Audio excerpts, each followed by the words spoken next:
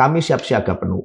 Kongres sudah dekat dan kami sadar betul bahwa dalam posisi kritis kami hari ini, kami bukan tidak mungkin, sekarang nuansanya sudah terasa. Itu kalau kata meminjam istilah Bu Mega, itu diaut-aut. Ada langkah-langkah yang lebih sistematis yang dilakukan oleh PDI Perjuangan untuk menghadapi katakanlah keadaan yang paling buruk. Semakin ditekan, semakin banteng itu solid dan kuat. Nah, maka dari itu partai hari ini berada di dalam posisi kesiapsiagaan total. Sejauh ini apa Gibran itu dianggap sebagai sosok yang juga mendegradasi PDI Perjuangan? Jangan-jangan Pak Prabowo nggak tahu ini dalam case ini ada yang seperti ini, ada operasi senyap itu untuk mendowngrade PDI Perjuangan dengan berbagai cara. Suara rekomendasi Rakernas salah satunya adalah meminta kepada Ibu Profesor Megawati Soekarno Putri untuk berkenan menjadi ketua umum. Nah, kalau ada nama lain yang muncul, ini dari mana?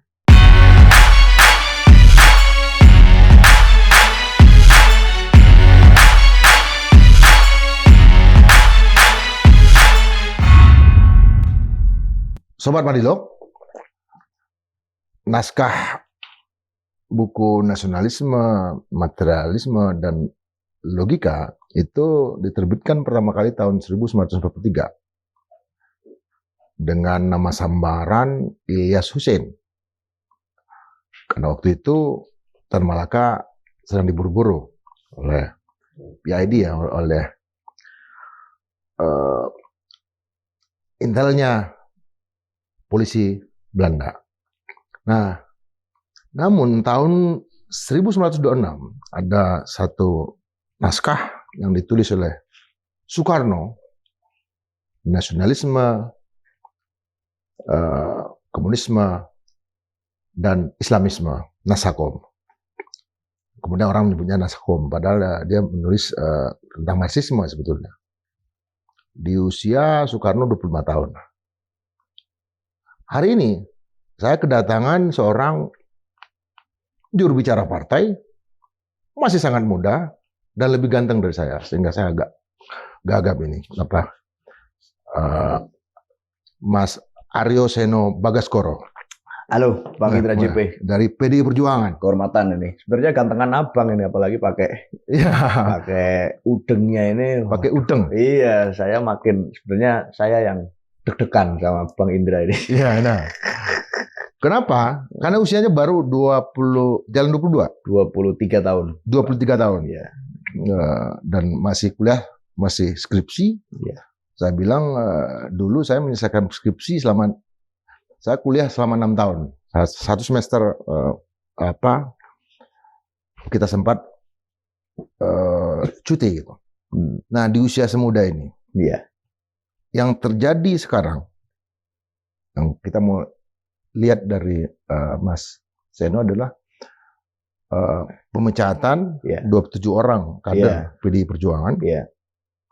Itu siapa aja yang dipecat? Ya, pertama nih saya terdistract sama gambar-gambar yang ada di sini nih, Bang. Ini mengingatkan saya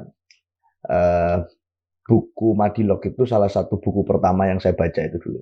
Waktu saya SMP, saya tertarik betul kan baca biografi tokoh-tokoh bangsa pra-kemerdekaan khususnya.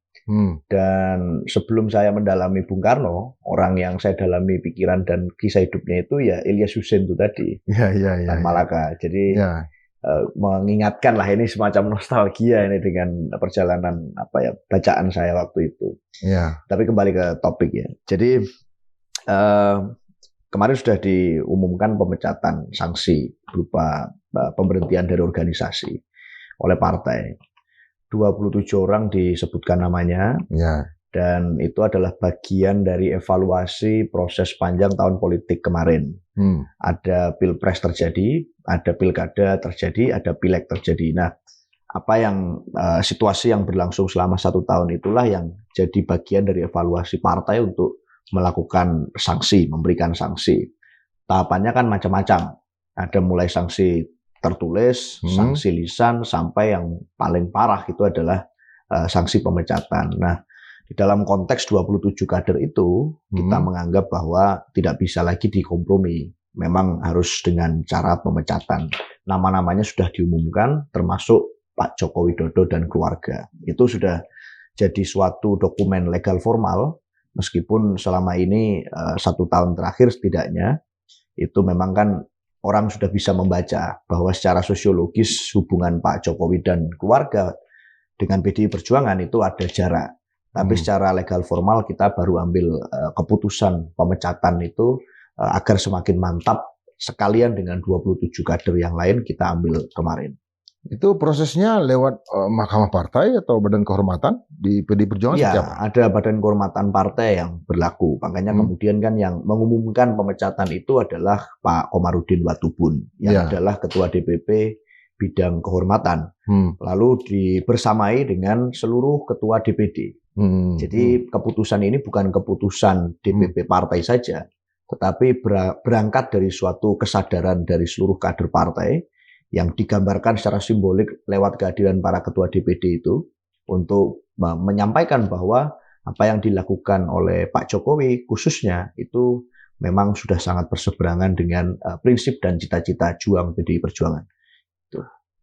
Di luar Pak Jokowi nih, apa ada kader yang menolak untuk dipecat? Karena biasanya kan kalau ada sengketa antara kader dengan pengurus itu biasanya maju ke Mahkamah Partai baru kemudian pengadilan. Ya, tapi kan apa yang menjadi alasan pemecatan itu mayoritas dari case nama-nama kemarin itu adalah karena tidak mengindahkan rekomendasi partai.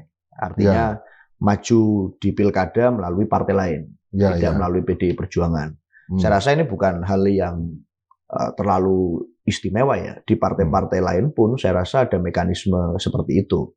Kalau maju menggunakan partai lain berhadapan dengan calon yang kemudian direkomendasikan oleh partai, tentu akan ada konsekuensi yang harus dihadapi. Ini bukan sesuatu yang hanya terjadi di PDI Perjuangan.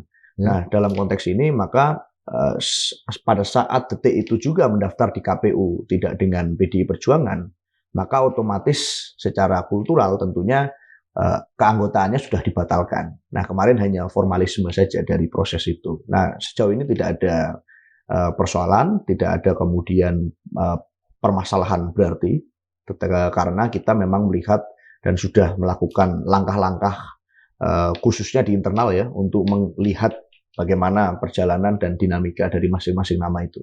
Nah, banyak contoh kan nama-nama yang maju melalui partai lain. Itu ada mekanisme pembelaan diri? Boleh, tentu di Mahkamah Kehormatan membuka proses itu. Artinya dinamika berjalan dengan baik. Tapi kalau konteksnya adalah maju lewat partai lain, bagaimana cara membela dirinya?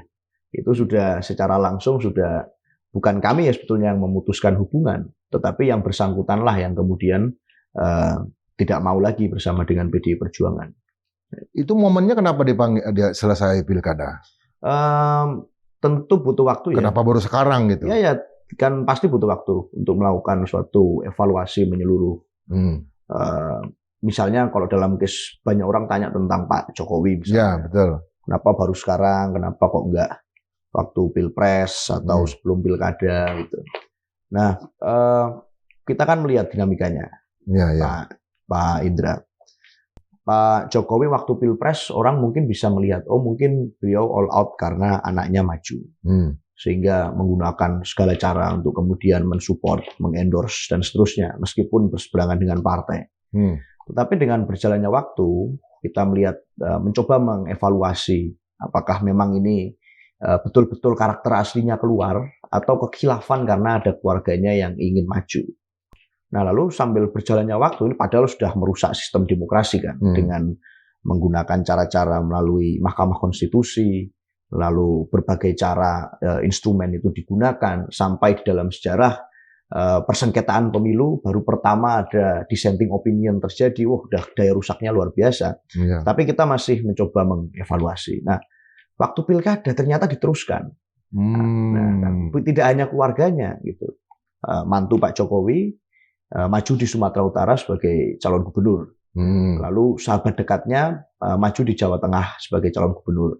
Lalu teman-temannya, kroni-kroni terdekat beliau majukan semua. Termasuk adiknya ajudan beliau juga dimajukan. Artinya menjadi suatu perbincangan di publik. Ini seorang mantan presiden malah jadi semacam just tip ya, anak bahasa anak sekarang itu jasa titipan itu di pilkada itu dengan mengendorse banyak sekali nama. Nah, buat kami artinya ini bukan hanya soal kekhilafan karena keluarganya ingin maju, tapi ini sudah suatu ambisi yang kekuasaan yang tidak ada habisnya. Dan buat kami sudah tidak ada lagi kemudian ikhtiar baik untuk bisa berkomunikasi. Yang saya ingat itu ajudannya Ibu Iriana juga maju di Bogor, Pak. Ya, betul. Jadi maju apa enggak? Maju. Lewat partai apa? Ya lewat koalisi besar ya tidak dengan kami yang pasti. Artinya banyak kemudian case-case itu terjadi yang kita menganggap ini artinya ambisinya sudah terlalu berlebihan. Seperti ingin mendorong negara dalam negara padahal tidak ada partai di situ. Nah, artinya sistem demokrasi dimanapun di dunia mengandalkan salah satu sendinya adalah partai politik untuk merekrut orang, untuk Jadi bukan, saya konfirmasi ulang. Jadi ya, ajudannya Bu Iriana bukan lewat PDI Perjuangan juga yang di Bogor ya? Oke.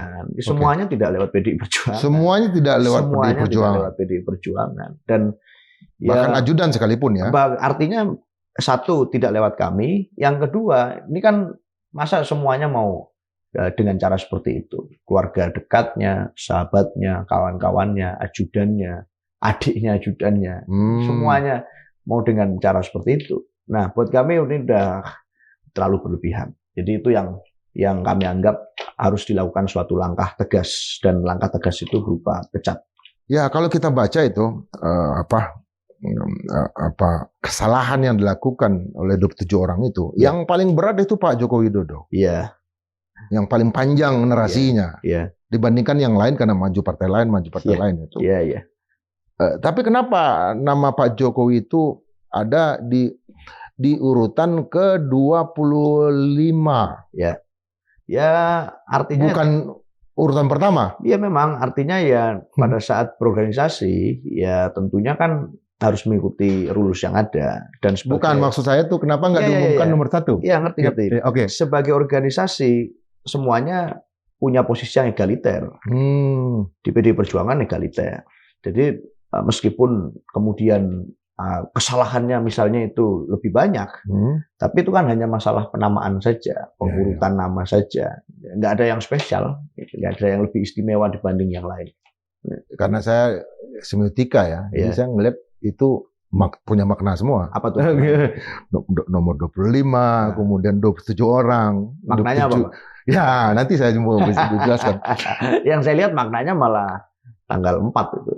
4 kan. Kemarin surat itu tanda tangannya keluar di tanggal 4 Desember. Ya, 4 Jadi baru diumumkan memang kemarin tanggal 16. Tapi surat itu tanda tangannya di tanggal 4 Desember. Yang 4 itu kan simbolnya, gambarnya seperti kursi terbalik. Jadi oh itu ya, betul. Menarik ini. Nanti kita bicara masalah semiotika. Tapi kalau jawaban Pak Joko Widodo, dia kan partai perseorangan. Tapi yang agak denial terhadap pemecatan ini adalah Gibran ya, suaranya ya. Ada semacam perlawanan atau apa? Ya, dari yang sudah disampaikan oleh Gibran. Enggak lah, kalau perlawanan saya enggak melihat sampai sejauh ini ada perlawanan ya. Tapi bahwa ada operasi besar, upaya besar untuk mendegradasi PDI Perjuangan itu kan bukan terjadi baru-baru ini juga. Ya.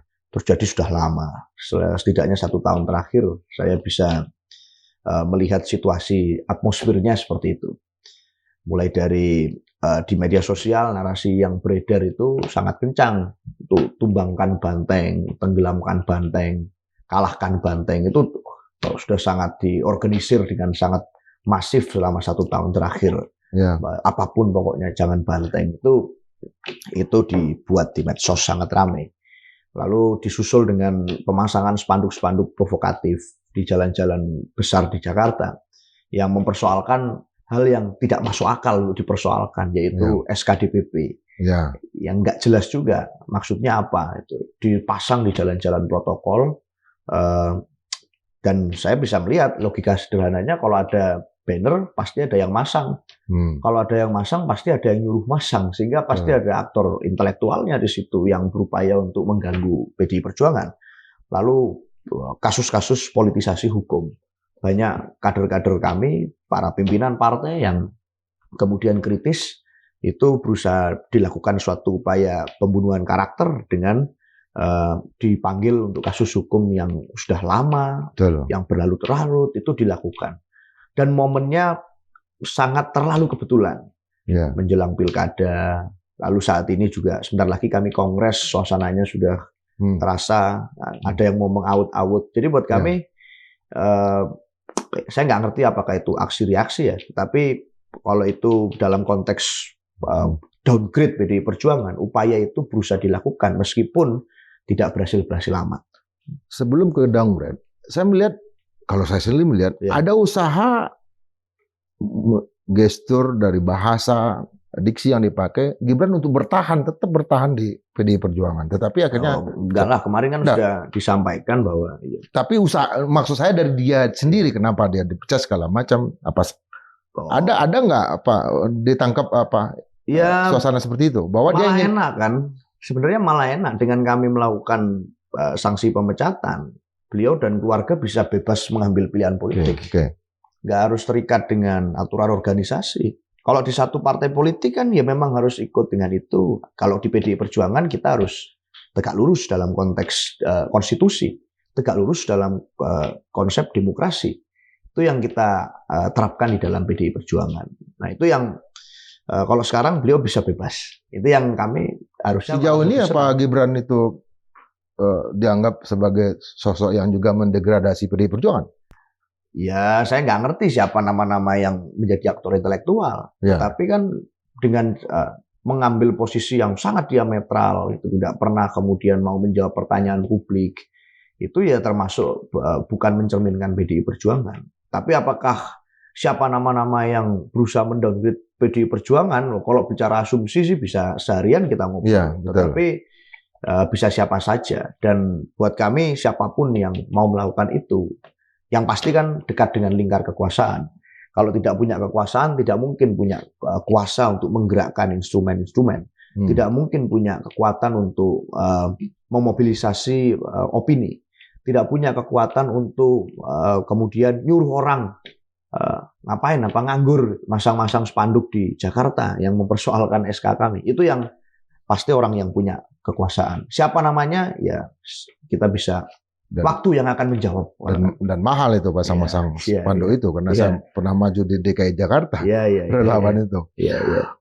Artinya di sini kalau kita melihat pergerakan ini, sampai sejauh mana nanti akan menjadi backfire pemecatan ini terhadap PDI Perjuangan? Sudah diantisipasi? Ya, kita pasti dalam keadaan hari ini, kita ini sudah menjadi partai yang saya rasa di dalam sejarah bangsa ini mengalami pasang surut luar biasa.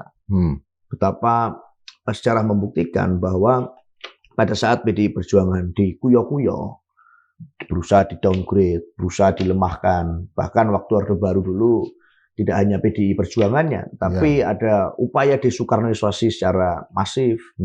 Di saat situasi seperti itu, malah kami terbukti menjadi partai yang solid, menjadi partai yang menyatu dengan gerakan rakyat, menjadi partai yang ikut serta dalam irama-irama kritis. Itu yang terjadi dalam sejarah. Maka semakin ditekan, semakin banteng itu solid dan kuat. Nah, maka dari itu partai hari ini berada di dalam posisi kesiapsiagaan total. Kita kan sudah melihat pilkada dan pilpres berlangsung. Kalau bicara figur Pak Jokowi itu sudah kurang apa lagi sih? Ya kan? Beliau sudah pernah jadi presiden 2 periode. Keluarganya, anaknya ada yang anaknya jadi wakil presiden. Satunya lagi sebelumnya jadi wali kota. Iya kan? Lalu mantunya gubernur. Kemarin waktu pilkada, keluarga dan sahabat dekatnya semuanya mendapat manfaat menjadi pejabat negara. Kurang apa? Maka buat kami sudah cukup lah. Tidak perlu ada kemudian upaya-upaya untuk mendowngrade PDI Perjuangan. Jangan ada upaya untuk mengacak-acak partai kami. Jangan ada upaya lagi untuk melakukan politisasi hukum. Sudah cukup. Semua kekuasaan duniawi itu sudah diperoleh dengan cara-cara itu. Mau cari apa lagi? Hari ini kami siap siaga penuh.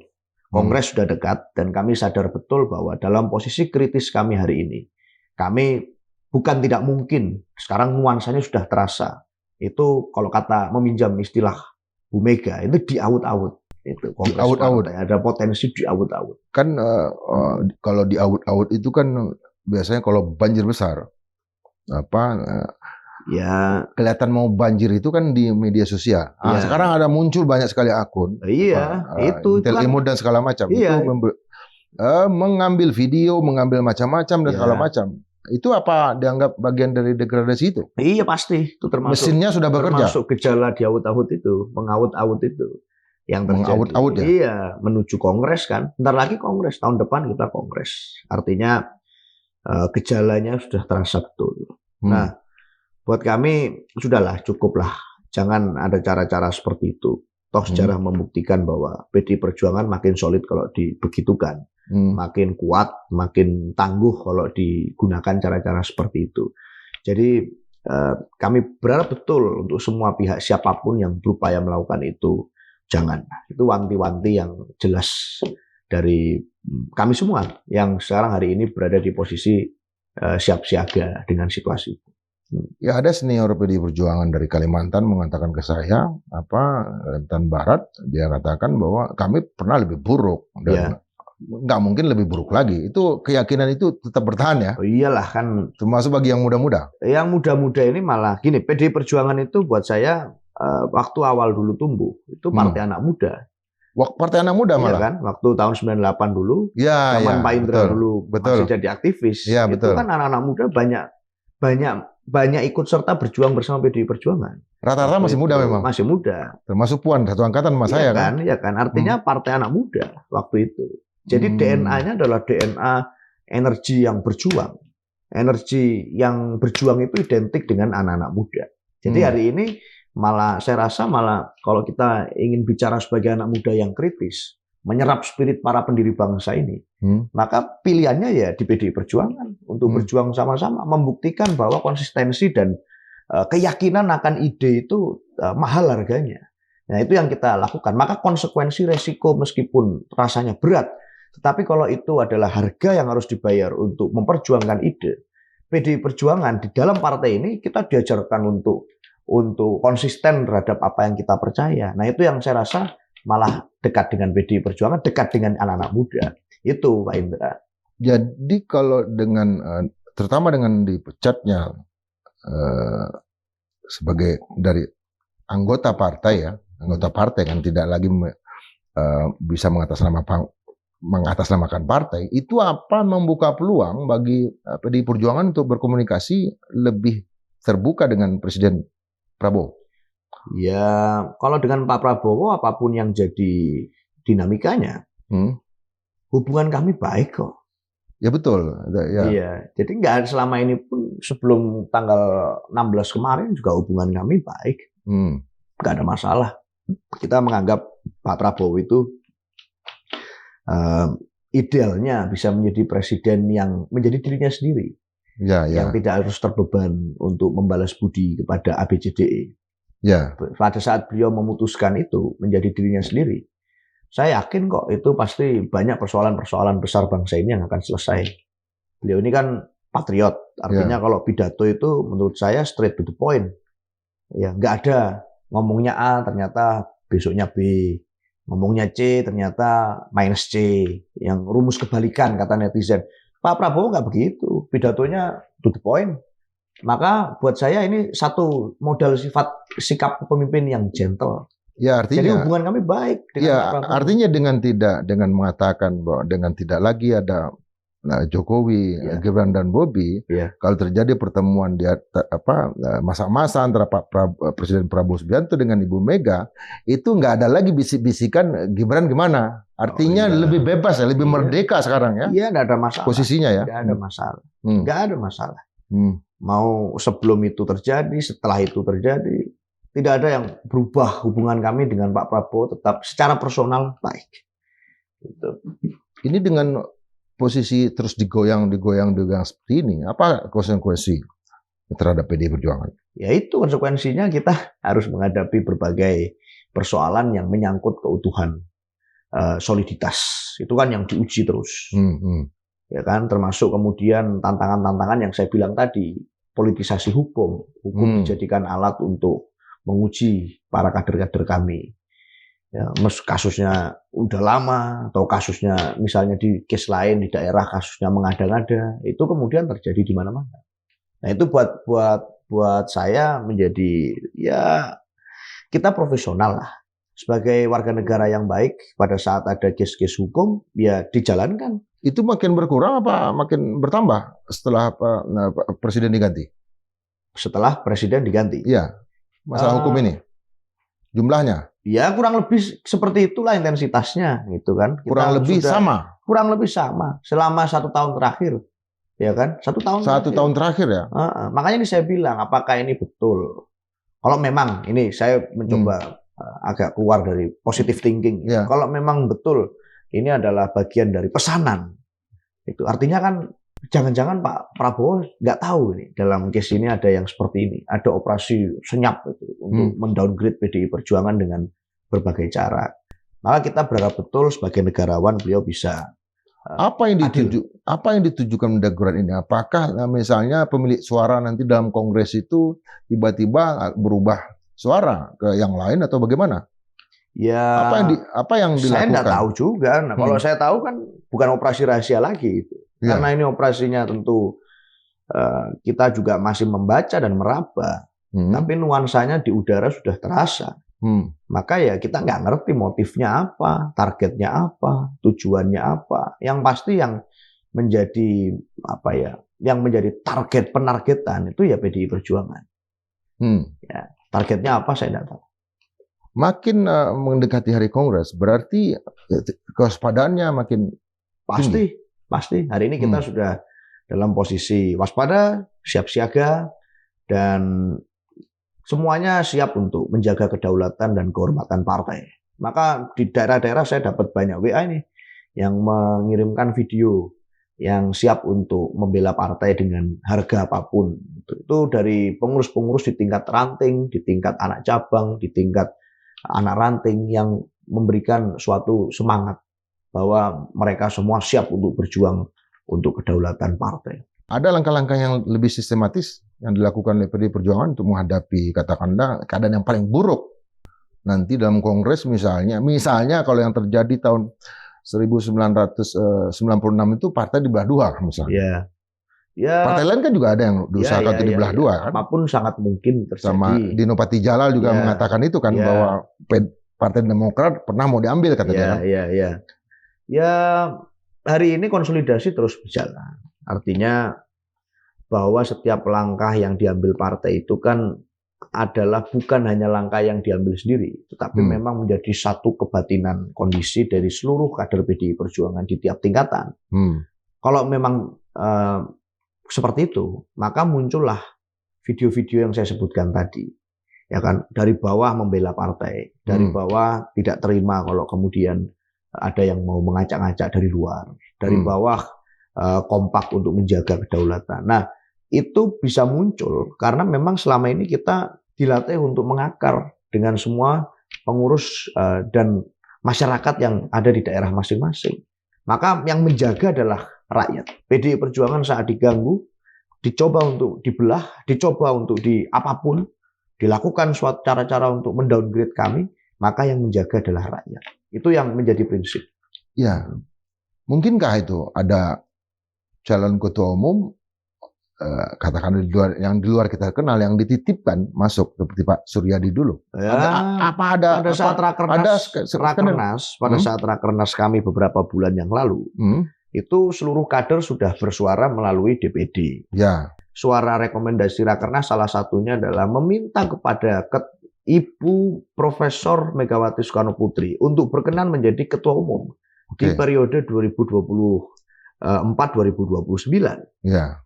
Yang artinya itu akan dibahas mekanismenya melalui Kongres. Nah, aspirasinya sudah datang dari Rakernas. Ya. Nah, Rakernas ini isinya adalah kader internal kami semua.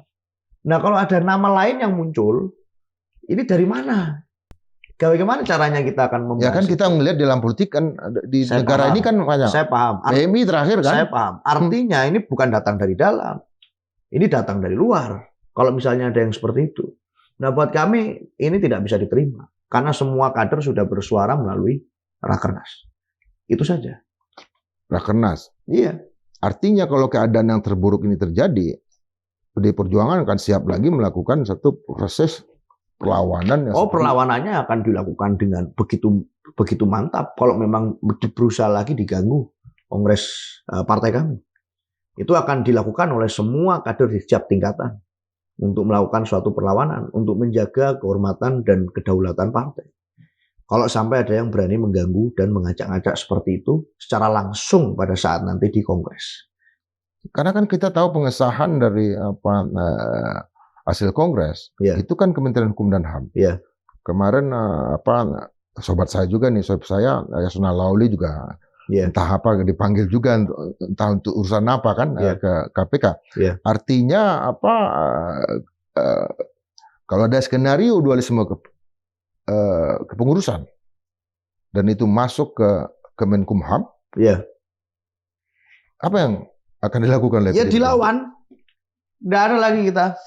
Muncul lagi tim pembela demokrasi Indonesia. Udah muncul kalau itu. Sejak Pilpres sudah muncul. Udah muncul ya? Udah, TPDI Jilid 2 namanya.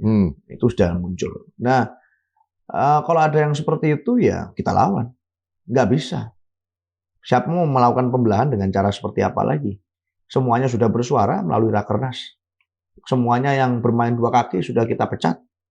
Semuanya yang melanggar ADRT partai sudah dilakukan sanksi organisasi.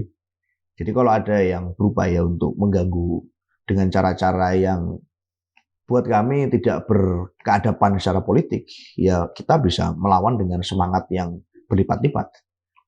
Ini gelombang pertama ya pemecatan ini. Akan ada gelombang berikutnya? Enggak lah, ini dari evaluasi kemarin ya ini yang menjadi kesimpulan. Kita pecat 20. Ini kesimpulan. Ini mereka yang dipecat ini kan kalau nggak salah juga ketua DPC ya? Ada yang karena mendukung calon lain. Ya, misalnya Pak Effendi Simbolon itu di Jakarta mendukung calon lain plus ketemu dan 4 kali lipat dengan Pak Jokowi. Lalu misalnya di daerah-daerah juga ada beberapa yang seperti itu case-nya. Artinya yang saya lihat pemilik suara juga ya? Ya, pemilik suaranya teman-teman nanti semua di DPD yang akan utamanya memberikan masukan. Sejauh ini Panglima Korea gimana? Bang Pajul, apa posisi dia dalam persoalan ini? Dia akan menjadi, dia kan sejak 96 saya kenal betul lah, sangat gagah depan. Digantikan oleh seorang Aryo kah atau Panglima besarnya tetap seorang Bambang Pajul? Mas Pajul di Jawa Tengah luar biasa. Beliau membuktikan bahwa mesin partai bergerak. Artinya dengan kondisi survei kemarin Pak Andika dan Mas Hendy di awal-awal itu yang misalnya masih karena startnya itu masih kalah dibandingkan Pak Lutfi, lalu hasil akhirnya bisa 40%. Satu sisi itu. Yang sisi yang kedua kemudian misalnya suara partai di Pileg kan 25,9%. Waktu Pileg. Nah, lalu suara Pak Andikanya 40, sekian persen. Artinya peningkatannya ini luar biasa dan itu tidak terlepas dari soliditas dan kerja mesin partai. Maka buat saya ya sudah nggak laku lah cara pembelahan semacam itu kalau ada yang mau memecah. Iya kan kita lihat kan di media sosial ada yang mencoba masuk dengan cara mengadu domba. David Edempera. Narasi adu dombanya. Ada yang narasi ini video itu dan segala macam. Itu sangat sistematis ya. Itu dilakukan sistematis satu paket dengan upaya untuk itu tadi kata kuncinya menenggelamkan banteng, mengalahkan banteng, menumbangkan banteng itu terjadi. Maka dilakukan adu domba. Coba dipecah, tapi tidak bisa. Kalau di PDI Perjuangan kita terbiasa untuk jadi partai malah semakin kuat pada saat intervensi dari luar itu kencang. Jadi kalau ada lawan yang mengintervensi dari luar, mau dengan cara dipecah, mau dengan cara dikriminalisasi, mau dengan cara di downgrade, mau dengan cara di apapun. Tapi kalau musuh itu semakin mengintervensi, semakin solid kita dan tidak bisa dipecah. Itu karakter dan ciri khas DNA PDI Perjuangan, Pak. Nah, ini hari ini makin terasa nuansanya. Ya, dan saya ikut berkomentar di akun X saya, Indra J. Piliang itu, informasi sampah. Saya bilang kan, kenapa? Karena ada Intel Imut, satu akun yang memang pseudonym ya, menyebut nama Hasto dengan Yola. Pada saat kenal Hasto, kenal Yola, kenal Heru, kenal Ganjar, kenal segala macam. Ini orang yang sangat bersahabat, dekat sejak berpuluh-puluh tahun. Tapi kan ini terus dicoba untuk dimainkan. Apa yang tanggapan dari Mas Aryo terhadap cara mendegradasi seorang Hasto Kristanto misalnya? Ya, segala cara dilakukan ya. Tidak hanya kepada 1-2 orang, termasuk kasus hukum, coba dilakukan panggilan-panggilan. Yang buat saya ya terlalu kebetulan kok momentumnya sekarang gitu. Kan kasus-kasus lama lalu di hari ini dilakukan pemanggilan.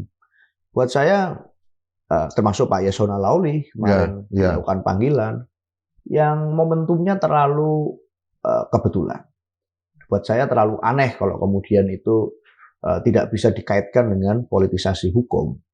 Dan lalu kasus-kasus dicoba melakukan cara degradasi di media sosial, berbagai persoalan-persoalan personal itu coba dilakukan suatu degradasi, fitnah-fitnah dilempar ke kami, kepada elit-elit kami, itu kan bentuknya fitnah yang dilakukan dan lain sebagainya. Berbagai macam cara lah kemudian itu coba dilakukan oleh semua orang. Ya buat kami narasi-narasi semacam itu mengkonfirmasi ya, pada saat kami punya suatu kecurigaan bahwa kita berusaha diawut-awut itu tadi. Jadi ya buat saya ya inilah yang membuat banteng itu semakin solid. Termasuk Didi Sitorus menggunakan pesawat katanya. Padahal itu Cessna. Saya pertama kali ke Kalimantan tahun 96 itu ikut pertemuan Senat Mahasiswa Perguruan Tinggi se-Indonesia, ya masuk naik pesawat kecil itu ya di Kalimantan Utara kan. Ini PDI Perjuangan udah siap sama sekali ya menghadapi segala macam tadi. Ya kami fokus pada konsolidasi partai. Kita fokus pada itu saja lah. Nggak lihat kanan kiri, nggak pusing dengan upaya-upaya adu domba dan pecah belah. Kita nggak mau ambil pusing. Kita konsolidasi saja. Kita terus bersuara. Memang apapun konsekuensinya, ya zaman dulu pada saat prakemerdekaan, malah para pejuang itu kan konsekuensinya adalah cuma 2. Kalau tidak diasingkan ya dibunuh. Ya kan, kalau bicara tentang merdeka, sekali merdeka tetap merdeka, konsekuensinya itu menghadapi pemerintah kolonial. Maka hari ini semangat itulah yang digunakan oleh seluruh kader partai untuk punya fighting spirit pada saat mengatakan kita punya prinsip Satyam Eva Jayate, kebenaran pasti menang. Itu tantangannya pasti tidak sedikit. Nah, dalam konteks itu ya kita mencoba untuk komit pada apa yang kami ucapkan, satunya kata dan perbuatan.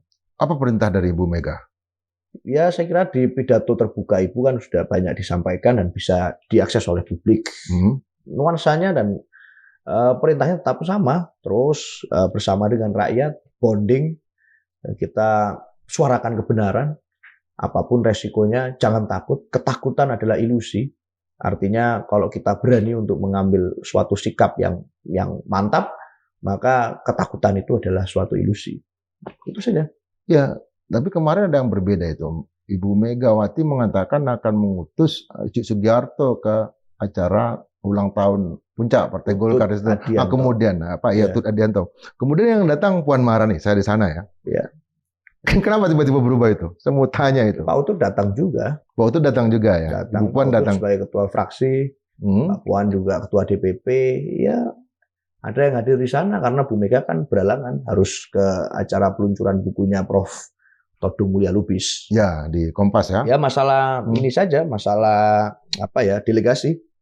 Delegasikan tugas, membagi tugas kepada ketua DPP yang lain. Ibu Mega kan mengatakan kalau saya kirim ketinggian nanti dianggap ini lagi. Kalau kerendahan nggak, saya kirim wakil sekjen. Tapi akhirnya Mbak Puan, dan terima kasih itu atas kehadirannya. Iya, iya. Setelah ini ada agenda Ibu Mega bertemu dengan Presiden Prabowo?